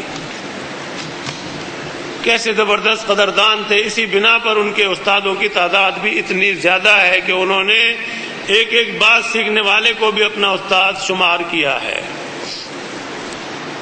اور خوش نصیبی ہے ان کی کہ جو استاد ہوئے، اور ان کی خوش نصیبی ہے کہ ایسے استادوں کے شاگرد ہوئے، اور شاگردوں کی خوش نصیبی ہے کہ ایسے امام کے شاگرد ہوئے۔ ہم اور آپ بھی ان کے شاگرد ہیں، اللہ کا شکر ہے، الحمدللہ۔ اللہ پاک کرم رکھے اور اس شاگردی کو قبول فرمائے۔ فرماتے ہیں آپ کے شاگرد بھی بڑے بڑے عالم اور بزرگ ہوئے، جیسے حضرت امام ابو یوسف رحمۃ اللہ علیہ اور حضرت امام محمد رحمۃ اللہ علیہ اور حضرت فضیل بن عیاض رحمۃ اللہ علیہ اور حضرت ابراہیم بن ادم رحمۃ اللہ علیہ اور حضرت بشر حافظ رحمۃ اللہ علیہ اور حضرت داؤد طاہر رحمۃ اللہ علیہ۔ فرماتے ہیں حضرت امام اعظم ابو حنیفہ رحمۃ اللہ علیہ کی سب سے بڑی بزرگی یہ ہے کہ آپ نے امام الانبیاء حضرت محمد مصطفیٰ صلی اللہ تعالی علیہ وسلم کے کئی صحابہ کی زیارت کی ہے، اور جس شخص نے مسلمان ہونے کی حالت میں حضور اکرم صلی اللہ تعالی علیہ وسلم کے صحابہ کو دیکھا اور اسی پر انتقال ہوا، اس کو تابعی کہتے ہیں۔ پچھلے جمعے کو مفصل عرض کر چکا ہوں۔ تو اللہ پاک نے آپ کو یہ مقام بھی عطا فرمایا کہ آپ تابعی ہیں، اور تابعی کے بارے میں حضور اکرم صلی اللہ تعالی علیہ وسلم فرماتے ہیں کہ جس نے میرے دیکھنے والے مسلمان یعنی صحابی کو دیکھا وہ دوزخ میں نہیں جائے گا۔ تو آپ کو تابعی ہونے کی بھی بزرگی حاصل ہے۔ روشنی ہاتھوں میں دے دی ہے تیرے، راہ سیدھی آپ تو اب دیکھ لے، راہ سیدھی آپ تو اب دیکھ لے۔ تو اللہ پاک نے بڑا کرم فرمایا، یہ مرتبے اور مقام بخشے۔ پیشن گوئی بخاری شریف اور مسلم شریف میں لکھا ہے کہ جناب رسول اللہ صلی اللہ تعالی علیہ وسلم نے فرمایا کہ ملک فارس میں اللہ کا ایک ایسا بندہ پیدا ہوگا کہ اگر علم آسمان پر بھی ہو تو وہ علم کو آسمان پر سے اتار لائے گا اور علم کو حاصل کرے گا۔ یہ پیشن گوئی امام اعظم ابو حنیفہ رحمۃ اللہ علیہ کے لیے تھی، کیونکہ ملک فارس میں آپ کے برابر کوئی عالم نہیں ہوا۔ اللہ کی شان ہے کہ اس طرح سے آپ کو وہ بزرگی عطا فرمائی اور وہ شان عطا فرمائی کہ آپ کا کوئی مقابلہ کر نہ سکا، اور اللہ پاک نے آپ کے فیوض و برکات کو قیامت تک کے لیے جاری اور ساری فرما دیا۔ حضور پاک صلی اللہ تعالی علیہ وسلم سے بڑا زبردست تعلق تھا، بہت ہی زبردست قوی تعلق تھا، نہایت متبع سنت تھے۔ ایک مسئلے کے بارے میں حضور پاک صلی اللہ تعالی علیہ وسلم سے خواب میں بات چیت ہوئی۔ وہ مسئلہ یہ ہے کہ درود شریف دوسری رکعت میں فرضوں کے تحیات کے بعد بھولے سے آدمی درود شریف پڑھ لے اللہم صلی علی محمد یا اس سے زیادہ تو سجدہ سہو واجب ہو جاتا ہے۔ اگر صرف اتنا پڑھے اللہم صلی علی تو سجدہ سہو واجب نہیں ہوتا۔ حضور پاک صلی اللہ تعالی علیہ وسلم نے فرمایا ابو حنیفہ تم نے یہ کہا ہے کہ مجھ پر کوئی درود پڑھ لے تو سجدہ سہو واجب ہو جاتا ہے؟ فرمایا ہاں یا رسول اللہ، بھول کے پڑھتا ہے تو واجب ہو جاتا ہے۔ فرمایا کہ درود پڑھنے پر، فرمایا کہ آپ پر درود پڑھے اور بھول کر پڑھے تو اس کے لیے یہ ضروری ہے، یعنی جرمانہ اس کے اوپر ضروری ہے، 2 سجدے کرے سہو کے۔ جناب رسول اللہ صلی اللہ تعالی علیہ وسلم مسکرانے لگے۔ تو ان حضرات کی کیا بات ہے، آگے ارشاد فرماتے ہیں یہ خاص بزرگی کے فارس کے لوگوں میں اللہ پاک نے اتنا بڑا مقام عطا فرمایا، یہ خاص بزرگی بھی آپ کو حاصل ہے۔ آپ کی پرہیزگاری اور عبادت، آپ کی وفات کے بعد حضرت حسن بن عماد رحمۃ اللہ علیہ جو اس وقت بہت بڑے بزرگ تھے، آپ کو غسل دیتے وقت انہوں نے فرمایا کہ آپ پر اللہ کی رحمتیں ہیں کہ آپ 30 برس سے ہمیشہ روزہ رکھتے رہے اور 40 برس عشاء کے وضو سے آپ نے صبح کی نماز پڑھی اور ساری رات نفل نمازوں میں قرآن پڑھا، اور اپنی وفات کی جگہ آپ نے 1000 قرآن ختم کیے۔ دوپہر کو کچھ تھوڑا سا آرام کر لیتے تھے، باقی ہر وقت علم کے پڑھانے میں لگے رہتے تھے۔ آپ نے 55 حج کیے۔ آج چند حج کر لیتا ہے تو بناسپتی لوگ جو ہے وہ اعتراض کرنے لگتے ہیں کہ جی حج ایک دفعہ ہوتا ہے، یہ بار بار کیوں جاتے ہیں؟ بڑی تکلیف ہوتی ہے ان کو، کیڑا کاٹتا ہے، بہت زیادہ پریشان ہوتے ہیں۔ تو یاد رکھیے کہ اللہ پاک بلاتے ہیں۔ حضرت آدم علیہ نبینا علیہ الصلوۃ والسلام نے 60 حج کیے تھے۔ حضرت جامی رحمۃ اللہ علیہ انہوں نے 37 حج کیے تھے۔ تو حضرت امام اعظم ابو حنیفہ رحمۃ اللہ علیہ انہوں نے 55 حج کیے تھے۔ ابھی ایک بزرگ ہستی ہیں، اس دفعہ ان سے تو ملاقات چند سال سے ہو ہی رہی تھی، ان کے بھانجے سے بھی ہوئی، ان سے گفتگو ہوئی تو پوچھا میں نے کہ آپ نے کتنے حج کیے؟ تو ماشاءاللہ انہوں نے بتایا کہ مجھے صحیح تو یاد نہیں ہے، 30 سے اوپر ہیں۔ ان کے ماموں صاحب ہیں، ان سے ملاقات رہتی ہے حرم شریف میں، پاکستان ہی کے ہیں اپنے، ان سے ان کے بارے میں ان کے صاحبزادے سے میں نے پوچھا، ان کے بھانجے سے پوچھا، انہوں نے فرمایا کہ ماشاءاللہ اس دفعہ جو حج کیا یہ 43واں حج تھا ان کا۔ اللہ پاک کی شان ہے جس کو بلائے۔ ایک مکہ مکرمہ کے رہنے والے تھے، 95 میں ان کی میری حرم شریف میں ملاقات ہوئی کہ ہمارے ساتھی، ہماری حج کی ساتھی تھی محترمہ عمر رسیدہ، ان کو وہ کرا رہے تھے طواف زیارت، تو اس درمیان میں وہ اور ہم بیٹھے باتیں کر رہے تھے، تو اس وقت انہوں نے بتایا کہ یہ میرا 32واں حج ہے، مکہ مکرمہ کے رہنے والے۔ تو بہرحال اللہ پاک کی زبردست شان ہے کہ کتنی سعادت عطا فرمائی ہے۔ اور اس طرح سے وہ حضرات یہ بھی نہیں کرتے تھے، آج کل کے بہت سے ایسے گستاخ قسم کے لوگ ہیں جو مکہ مکرمہ تو جاتے ہیں، مدینہ منورہ کے نام سے چڑھتے ہیں، جاتے نہیں کبھی اور وہاں حاضری نہیں دیتے، وہ کہتے ہیں کہ یہ تو بدعت ہے۔ بہرحال حضرت امام اعظم حنیفہ رحمۃ اللہ علیہ جو تھے مکہ مکرمہ میں بھی اور مدینہ منورہ میں بھی برابر حاضری دیتے تھے، اور اس طرح سے اللہ پاک کے بہت زیادہ محبوب اور مقبول بندوں میں سے تھے۔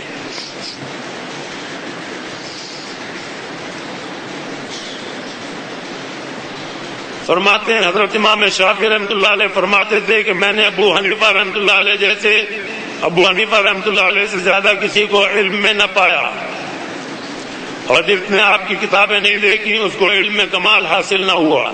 آپ کے پرہیزگاری کا یہ حال تھا کہ جس پر آپ کا قرض ہوتا آپ اس کی دیوار کے سایہ میں کھڑے نہ ہوتے تھے کہ بڑی قرض لے رکھا ہے تو اس کی دیوار میں کھڑا ہونا جو ہے سایہ میں، وہ بھی میرے لیے جائز نہیں کہ سود لینے کا گناہ نہ ہو جائے۔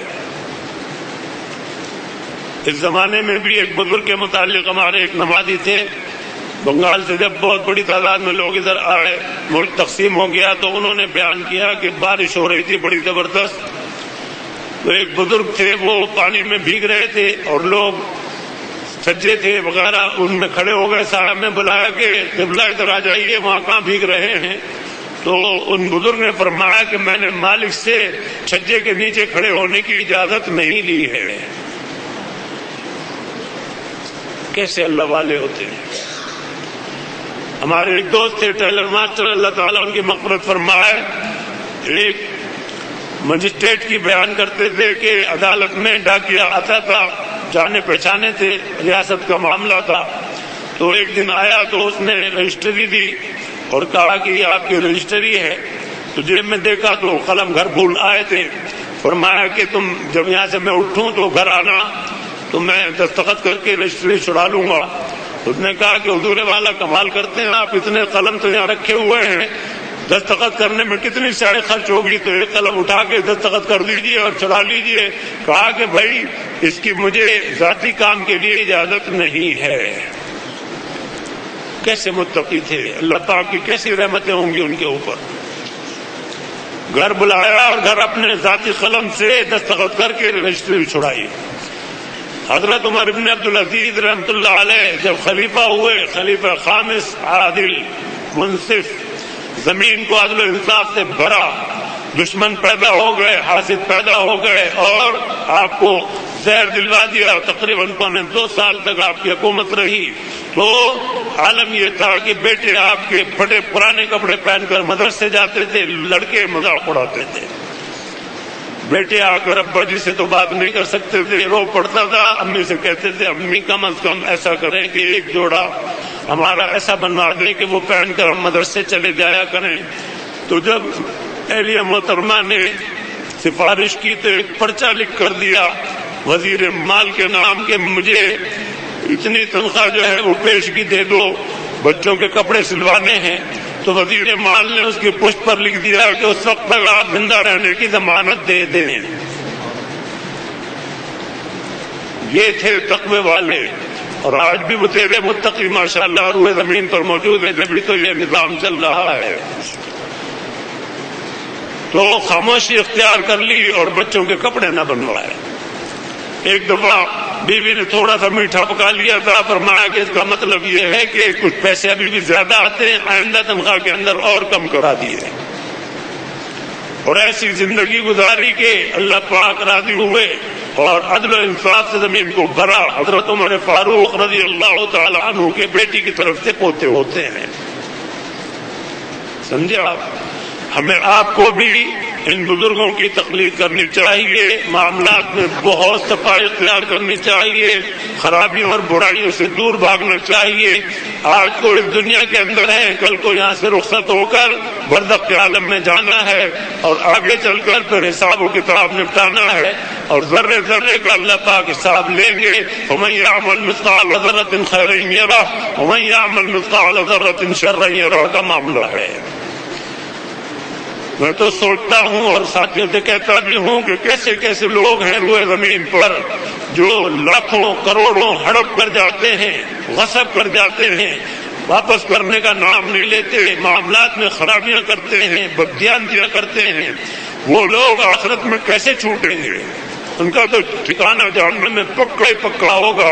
اس لیے کہ جس کے 4 آنے کا معاملہ ہو کہ کسی کا حق 4 آنے کی مقدار میں مارا ہو تو اس کے 700 مقبول نمازیں لی جائیں گی، تو جس آدمی نے سینکڑوں ہزاروں کھا لی ہوں، لاکھوں کروڑوں کھا لی ہوں، اس کا تو حساب نکالنا دینا ہی مشکل ہوگا۔ اس لیے اپنے معاملات کو بہت صاف رکھیں. مجدد الملت حکیم الامت حضرت خان رحمۃ اللہ علیہ کا ایک واقعہ ہے. آپ سفر میں گئے، خاص مریدین ساتھ تھے. ایک ہندو کا مکان کرائے پر لیا اور اس سے ضرورت پر تیل لے لیا، دیا لے لیا، ماچس لے لی. اور جب چلنے لگے تو حضرت خان رحمۃ اللہ علیہ نے فرمایا کہ بھائی حساب کتاب صاف کر لیا؟ تو جو منتظم تھے انہوں نے کہا جی ہاں صاف کر لیا. حضرت خان رحمۃ اللہ علیہ نوٹ کر رہے تھے. فرمایا کہ تیل کا حساب کر لیا؟ کہا جی وہ تو خوشی سے دیا تھا. فرمایا ماچس جو دی تھی اس کا حساب کر لیا؟ کہا وہ تو خوشی سے دی تھی. فرمایا کہ کل کو اگر وہ تلی کے بارے میں مجھ سے سوال کر دیا تو میں کہاں سے جواب دوں گا؟ ابھی صاف صاف کرو، ماں کی تلافی کرو، جب آگے چلیں گے. اللہ تعالی ہمیں آپ کو اچھی توفیق دے. حقیقت یہ ہے کہ حضرت تھانوی رحمۃ اللہ علیہ نے اپنے مریدین پر محنت کی اور ان کو معاملات کی صفائی کی زبردست تعلیم دی. اس سلسلے کے اندر معاملات کی صفائی کا بہت زیادہ اہتمام ہے. ہمیں آپ کو بھی اس کا اہتمام جاری رکھنا چاہیے اور اس طرح سے جہاں کہیں بھی خامی اور کوتاہی ہو اس کو دور کرنا چاہیے. معاملات صاف رکھنے میں بڑی عافیت رہے گی، ورنہ بڑی پریشانی ہوگی جس کا مداوع مشکل ہو جائے گا، ازالہ بھی مشکل ہو جائے گا.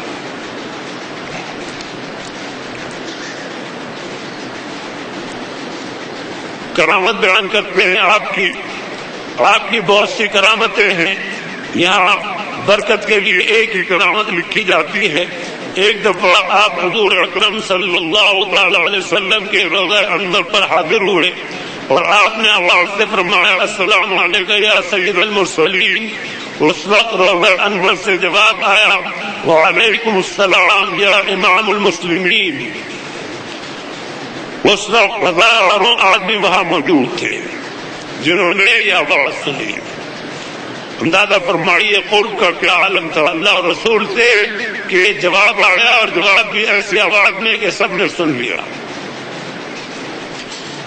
فرماتے ہیں کہ سب نے یہ جواب مبارک سنا اور اس وقت سے آپ کی عزت اور شہرت بڑھ گئی اور تمام دنیا میں امام اعظم مشہور ہو گئے اور تمام زمین پر سب سے زیادہ لوگ آپ کے مقلد ہو گئے اور آپ کے بتلائے ہوئے مسئلوں پر عمل کرنے لگے. اللہ تعالیٰ نے آپ کو اعظم بنایا، امام اعظم بنایا اور مصلی اعظم، مذہب اعظم، جماعت اعظم بنایا. اللہ پاک کی زبردست شان ہے. اللہ تعالیٰ ان کے درجات اور بھی زیادہ بلند پر فرمائے. ہمیں ان کے فیض و برکات سے ہمیشہ مستفید فرماتے رہے. اللہ پاک کی عطا ہے. اس سعادت بدور بازو نے استعانہ بخشت خدا بخشندہ. جس کسی کو اللہ پاک نے چاہا جو مرتبہ دے دیا اس کو چھیننے والا کوئی بھی نہیں. کوشش کرنے والا جل مر جائے گا لیکن وہ مرتبہ چھین نہیں سکتا. اور عجب بات ہے کہ حضرت امام اعظم ابو حنیفہ رحمۃ اللہ علیہ کی حاصل بھی بہت زیادہ ہے. حتیٰ کہ کتنے لوگوں نے تو کتابیں لکھ کر اپنے دل ٹھنڈے کیے ہیں مخالفت میں، لیکن ان کے درجات اور بلند ہی ہوتے ہیں. جو ان کی غیبت کرے، جو ان کی برائی کرے تو ان کی نیکیوں میں اضافہ ہوتا ہے، درجات میں ترقی ہوتی ہے. اور اللہ پاک نے ان کو وہ مرتبہ اور مقام بخشے ہیں کوئی چھین نہیں سکتا. تو اس لیے حسد سے اور جلن سے کوئی فائدہ نہیں. سیدھی سی بات ہے اگر اپنے آپ کو بھی اچھوں میں شمار کرنا ہے تو اللہ والوں سے اور ان سے محبت کریں.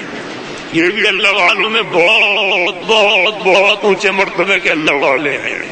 تھوڑا سا آپ نے ان کے بارے میں سن لیا، بڑھ کے اللہ تعالیٰ کی زبردست عطا اور شان ہے. میں نے ایک مرتبہ جوانی کے زمانے میں طالب علم کا آخری دور تھا تو آپ کی زیارت کی. آپ بہت زبردست پر نور چہرے والے، بڑا سر، بڑا چہرہ، لال سرخ ایک دم نورانی جسم، نورانی چہرہ. میں نے آپ کی جب زیارت کی تھی اللہ پاک نے آپ کو اتنی دانائی عطا فرمائی تھی، اتنی سمجھ عطا فرمائی تھی کہ باریکیوں میں معاملے نکال لیتے تھے. ایک مضمون یاد آ رہا ہے اس وقت.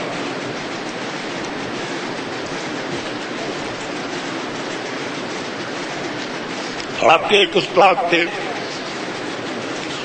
ان کے گھر میں چور آئے، بلکہ ڈاکو آئے اور سارا سامان لے گئے. اور اس زمانے میں لوگ تقریباً اکثر پڑھے لکھے ہوتے تھے، چور ڈاکو بھی پڑھے لکھے ہوتے تھے، بہت سے بدماش بھی پڑھے لکھے ہوتے تھے. تو سامان لے جانے کے وقت انہوں نے امام کو قسم دلوا دی کہ آپ پر آپ کی بیوی اس کی طلاق ہو جائے، آپ کی بیوی کو اگر آپ نے ہمارے بارے میں بتایا، اگر آپ نے ہمارے بارے میں بتایا تو آپ کی بیوی آپ پر حرام ہو جائے، اس کو طلاق ہو جائے. امام صاحب رحمۃ اللہ علیہ کی ملاقات ہوئی تو دیکھا کہ استاد بڑے پریشان ہیں، چہرہ اترا ہوا ہے. کہا حضرت کیا ہوا؟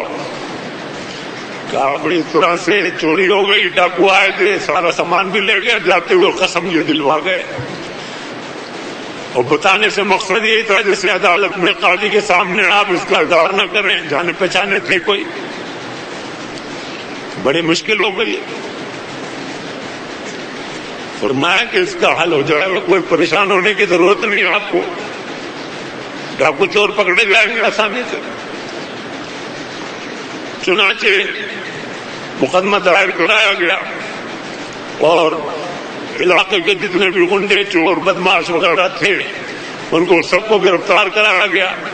اور استاد سے فرمایا کہ آپ بیٹھے رہیں، جب آدمی آپ کے سامنے آئے اور وہ نہ ہو اور پوچھا جائے کہ یہ ہیں تو آپ گردن یوں ہلا دینا نفی میں، اور جب اصل چور ڈاکو آ جائے تو آپ کچھ بھی مت کرنا، نہ گردن ہلانا نہ ہوں ہاں کرنا، چپ بیٹھے رہنا. تو ہم سمجھ جائیں گے کہ یہی چور ڈاکو ہے. نمبر لگا دیا، سب کا سامنے سے گزارنے لگے، لوکروں کو، گنڈوں کو، ڈاکوؤں کو، چوروں کو. پوچھتے تھے کہ حضرت یہی ہے، تو وہ نہیں ہوتا تھا تو گردن ہی ہلا دیتے تھے، منہ سے کچھ نہیں بولتے تھے. اور جیسے ہی ڈاکو آئے تو نہ گردن ہلائے نہ کچھ بولے، بس چپ بیٹھے رہے. وہ سمجھ گئے پکڑ لیا کہنے کے لیے. اس کے بعد دوسرا تیسرا بہرحال جو پکڑے گئے تو آگے ساتھی پکڑے گئے. تو اس طرح سے حضرت کو اللہ پاک نے حضرت امام اعظم ابو حنیفہ رحمۃ اللہ علیہ کو اتنی سمجھ زبردست عطا فرمائی تھی. بہرحال اللہ پاک کے لیے نیک اور محبوب بندے، ہماری سعادت ہے کہ ان کی شاگردی ہمیں نصیب ہوئی ہے. فرماتے ہیں حضرت امام اعظم ابو حنیفہ رحمۃ اللہ علیہ کی وفات شریفہ سن 150 ہجری میں 70 سال کی عمر پا کر آپ نے وفات پائی. 70 80 85 بہرحال مختلف اقوال ہیں، یہاں مولانا نے 70 لکھے ہیں. اور اللہ رسول کے حکموں سے باغ دین کو روشن اور سرسبز کر دیا. آپ کی وفات شریف کی خبر سن کر لوگ اس قدر آ گئے کہ 5 دفعہ آپ کے جنازے پر نماز پڑھی گئی، یہاں تک کہ 50,000 افراد نے آپ کے جنازے پر نماز پڑھی. اللہ اکبر. آپ اللہ تعالیٰ کے کیسے مقبول اور پیارے بندے تھے. بغداد میں ایک بادشاہ نے آپ کی قبر شریف پر گنبد بنوا دیا تھا اور قریب ہی ایک مدرسہ کھلوا دیا تھا. بغداد میں یہ پہلا مدرسہ تھا. اللہ آپ اور اپنی رحمت نازل فرمائے، قبر کو نور سے پر فرمائے، درجات بلند سے بلند کر فرمائے. آپ کو آخر میں جو پکڑا ہے خلیفہ وقت نے، تو اس میں آپ کو قاضی بنانا چاہتا تھا. آپ نے فرمایا کہ میں اس کا اہل نہیں ہوں، اور قسم اٹھا لی. خلیفہ کو بھی ضد ہو گئی اور اس نے گرفتار کرا کے جیل میں ڈلوایا، اور ڈلوایا ہی نہیں بلکہ بہت زیادہ ایذائیں دلوائی. لکھا ہے کتابوں میں کہ آپ کو جب غسل دینے والے جن کا آپ نام سن چکے ہیں غسل دے رہے تھے تو بہت ٹھنڈے ٹھنڈے سانس لے رہے تھے اور رو رہے تھے کہ جسم مبارک کا کوئی حصہ ایسا نہیں تھا کہ جہاں زخم نہ ہو. اس طرح سے کوڑوں سے مار ماری جاتی تھی. لیکن اپنے اس معاملے پر مضبوط رہے اور قسم کو وہ توڑا نہیں، ایزائیں برداشت کرتے رہے اور شہادت کا جام نوش فرما کر اس دنیا سے اس طرح تشریف لے گئے کہ اپنے پروانے پیچھے بہت بڑی تعداد میں چھوڑ کر گئے۔ اللہ تعالیٰ ان سے راضی ہوئے اور وہ اللہ تعالیٰ سے راضی ہوئے۔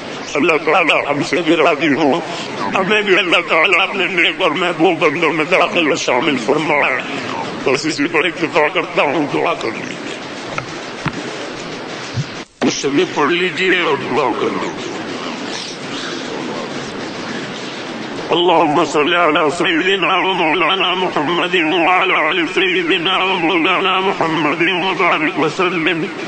اللهم انت السلام ومنك السلام تبارك يا ذا الجلال والاكرام۔ اللهم اعنا على ذكرك وشكرك وحسن عبادتك۔ اللهم وفقنا لما تحب وترضى۔ ربنا آتنا في الدنيا حسنة وفي الآخرة حسنة وقنا عذاب النار۔ ربنا ظلمنا أنفسنا وإن لم تغفر لنا وترحمنا لنكونن من الخاسرين۔ ربنا لا تجعلنا فتنة للقوم الظالمين ونجنا برحمتك من القوم الكافرين۔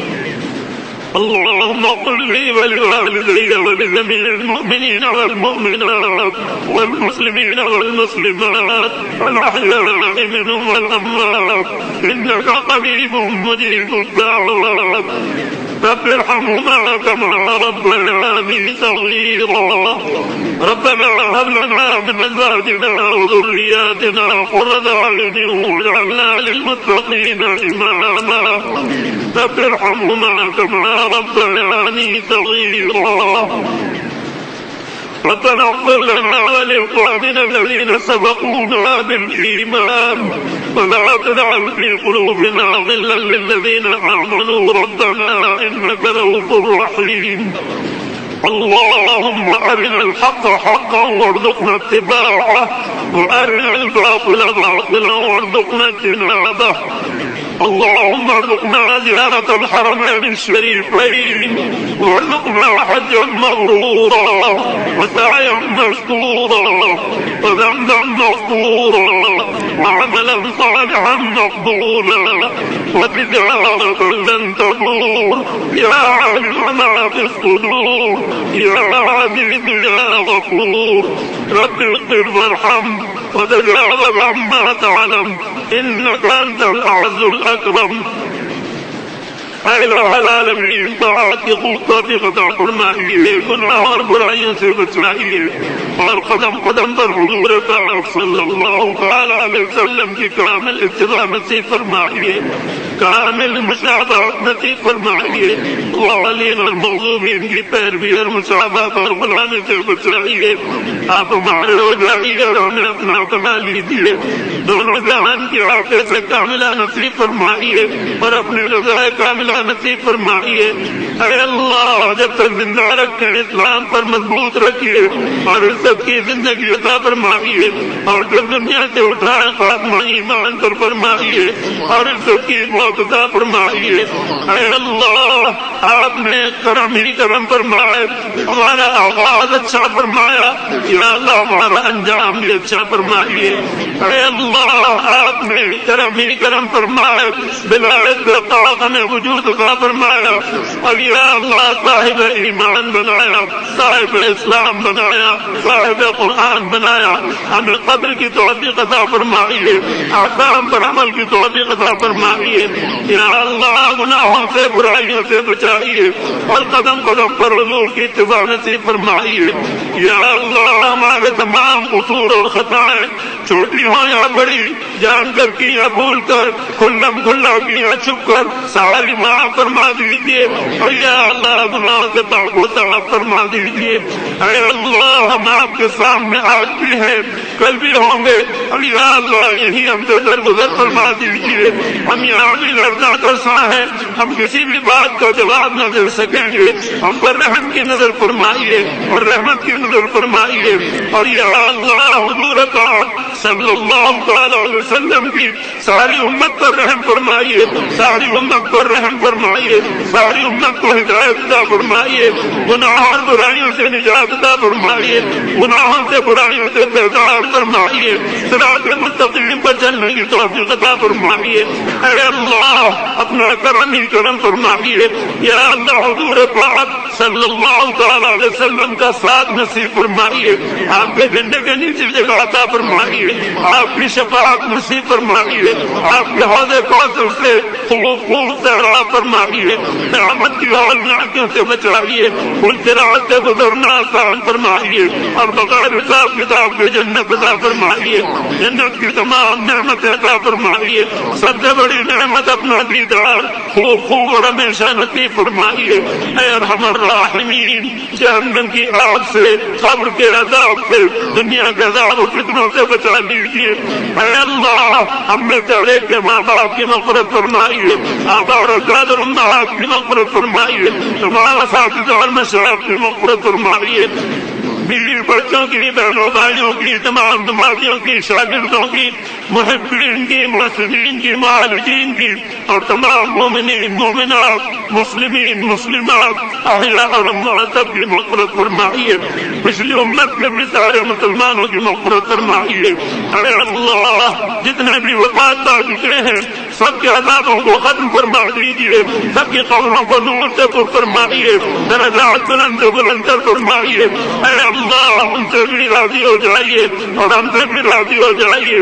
آج ہم روئے زمین پر ہیں، کل دیرے زمین لائیں گے، ہمارے ساتھ بھی اللہ خیر کے معاملے فرمائیے، ہمیں یا اللہ پاکیزہ زندگی گزارنے کی توفیق عطا فرمائیے، گناہ اور برائیوں سے بیزار فرمائیے۔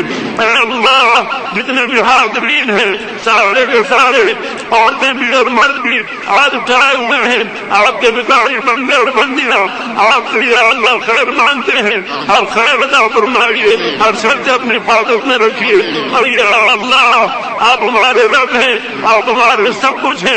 اے اللہ ہمارے عقیدے بھی اور اعمال بھی درست رکھیے، ہر طرح کی گمراہی سے اور برائی سے بچائیے، بری صحبتوں سے بچائیے، برے لوگوں سے بچائیے۔ اے اللہ حق کا بول بالا فرمائیے، باطل کا منہ کالا فرمائیے۔ اے اللہ باطل کو عبرت کا نمونہ بنائیے۔ یا اللہ تمام بیماروں کو صحت عطا فرمائیے، پریشان حالوں کو پریشانیوں سے نجات عطا فرمائیے، تنگستوں کو تنگستی سے نجات عطا فرمائیے، مقروض حضرات کو قرض کے بوجھ سے خلاصی عطا فرمائیے۔ اے اللہ بے قصور قیدیوں کو رہائی نصیب فرمائیے، بے اولادوں کو صاحب اولاد فرمائیے۔ اے اللہ ہم مسلمانوں کو رحم فرما دیجیے، یا اللہ اپنا محتاج رکھیے، ایک لمحے کے لیے بھی مخلوق کا محتاج نہ کیجیے، غیروں کے حوالے نہ کیجیے۔ اے اللہ ہم پر رحمت کی نظر فرمائیے، آپ ہماری قدم قدم پر دستگیری فرمائیے۔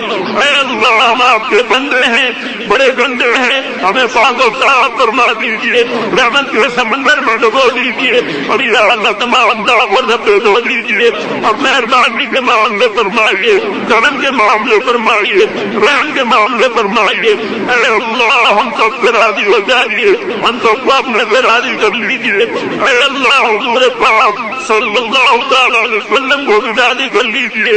اے اللہ ہمیں ان کاموں کی توفیق عطا فرمائیے، حضور کی ساری امت کو ان کاموں کی توفیق عطا فرمائیے جن سے آپ بھی خوش ہوں، ہمارے حضور پاک صلی اللہ تعالی علیہ وسلم بھی خوش ہوں، آپ کا قلب مبارک خوش ہو، اور یا اللہ تمام ان کاموں سے ہمیں بھی حضور کی ساری امت کو بچا دیجیے جن کی وجہ سے یا اللہ آپ ناراض ہوں، اور حضور پاک صلی اللہ تعالی علیہ وسلم کے قلب مبارک پر ناگواری ہو، آپ کو ایزا ہو، آپ کو تکلیف ہو، اے اللہ ہمیں ان تمام خرافات سے، گستاخی سے، بے ادبیوں سے بچائے رکھیے، اور طرح سے یا اللہ ادب کی توفیق عطا فرمائیے، اپنے موقع بندوں میں شامل اور داخل فرمائیے، اپنے خلیل بندوں میں داخل اور شامل فرمائیے، اپنے یا اللہ نیک بندوں میں داخل اور شامل فرمائیے، اپنا قرب عطا فرمائیے، اپنی رضا عطا فرمائیے، ہم سب کو راضی ہو جائیے اور ہم سب کو اپنے سے راضی کر لیجیے۔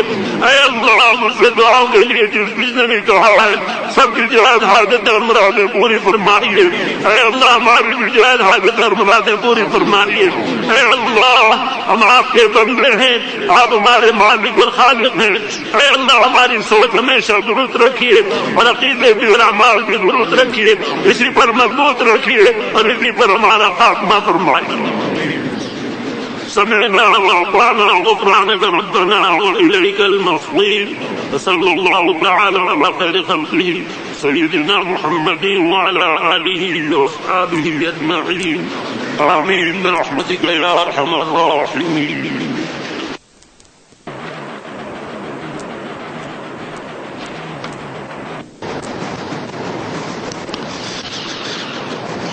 الحمد لله رب العالمين الرحمن الرحيم مالك يوم الدين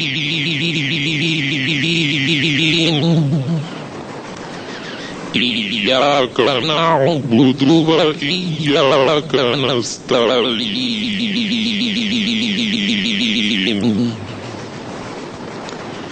اهدنا الصراط المستقيم صراط الذين أنعمت عليهم غير المغضوب عليهم ولا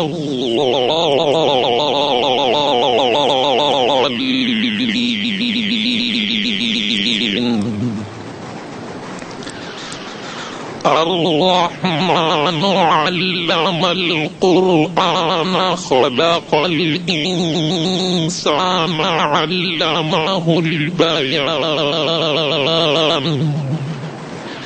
الشمس والقمر بحسبان والنجم والشجر يسجدان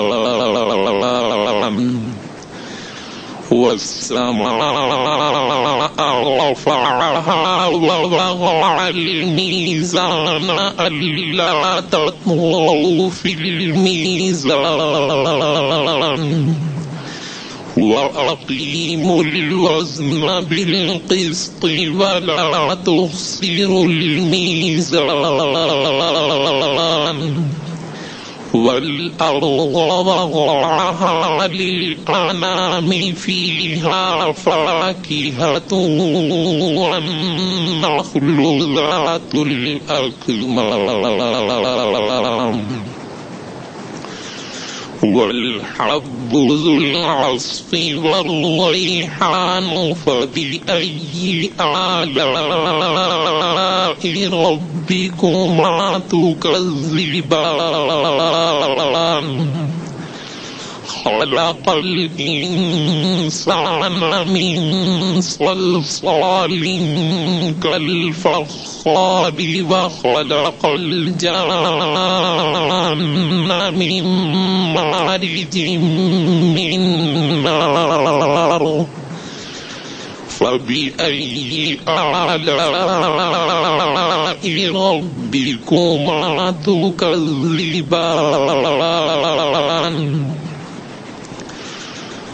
رب المشرقين ورب المغربين فبأي آلاء ربكما تكذبان مرج البحرين يلتقيان بينهما برزخ لا يبغيان فبأي آلاء ربكما تكذبان يخرج منهما اللؤلؤ والمرجان فبأي آلاء ربكما تكذبان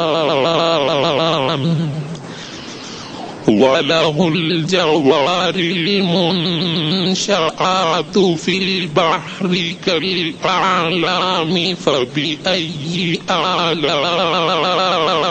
ربكما تكذبان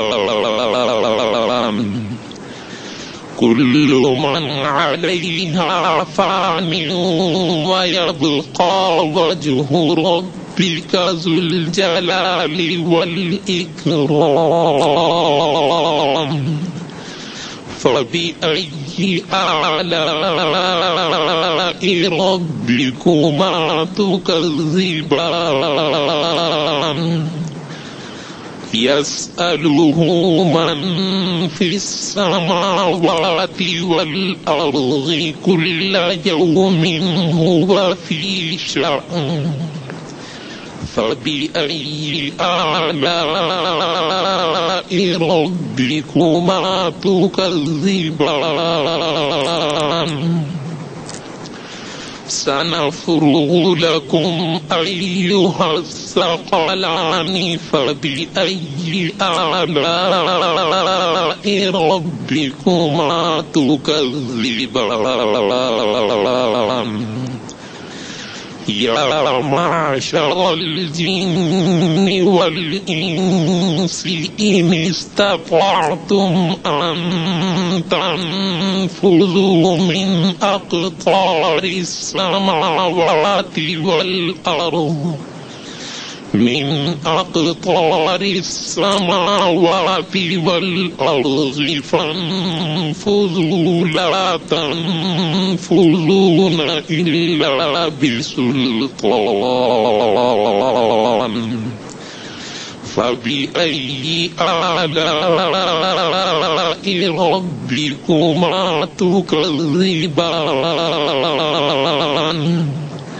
يرسل عليكما شواظ من نار ونحاس فلا تنتصران فبأي آلاء ربكما تكذبان فإذا انشقت السماء فكانت وردة كالدهان فبأي آلاء ربكما تكذبان فيومئذ لا يسأل عن ذنبه إنس ولا جان فبأي آلاء ربكما تكذبان يعرف المجرمون بسيماهم فيؤخذ بالنواصي والأقدام فبأي آلاء ربكما تكذبان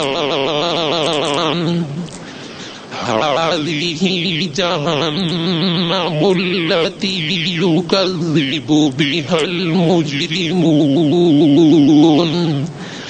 يطوفون بينها وبين حميم آن فبأي آلاء ربكما تكذبان ولمن خاف مقام ربه جنتان فبأي آلاء ربكما تكذبان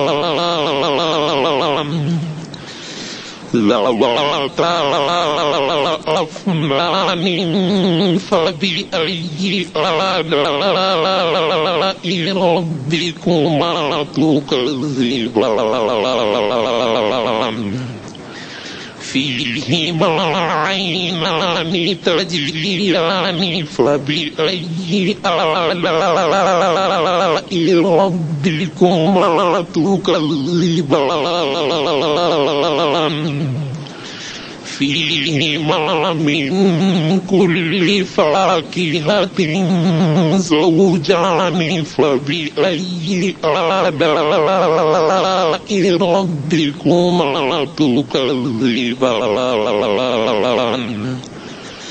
متكئين على فرش بطائنها من استبرق وجعلنا الجنتين دعان فبأي آلاء ربكما تكذبان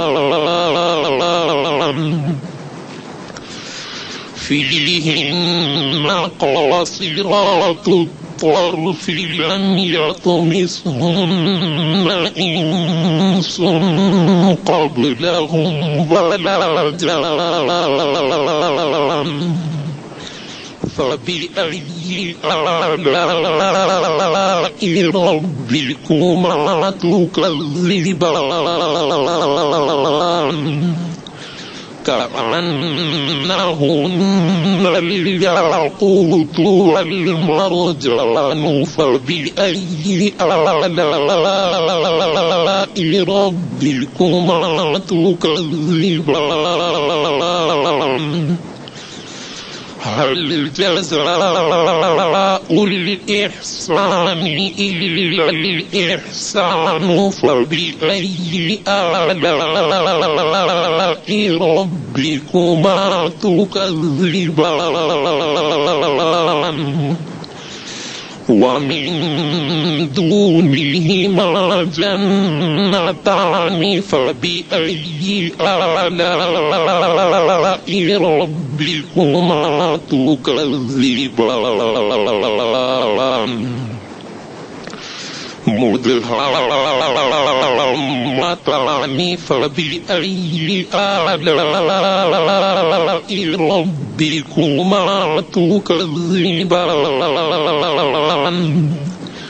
فيهما عينان نضاختان فبأي آلاء ربكما تكذبان فيهما فاكهة ونخل ورمان فبأي آلاء ربكما تكذبان فيهن خيرات حسان فبأي آلاء ربكما تكذبان حور مقصورات في الخيام فبأي آلاء ربكما تكذبان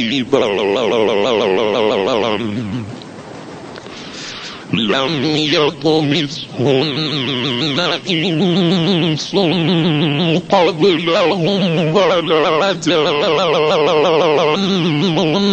فبأي آلاء ربكما تكذبان متكئين على رفرف خضر وعبقري حسان فبأي آلاء ربكما تكذبان تبارك اسم ربك ذي الجلال والإكرام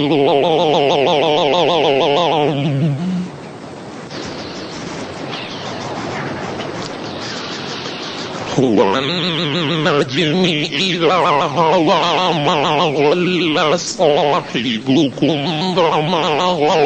وما ينطق عن الهوى إن هو إلا وحي يوحى علمه شديد القوى ذو مرة فاستوى وهو بالأفق الأعلى ثم دنا فتدلى فكان قاب قوسين أو أدنى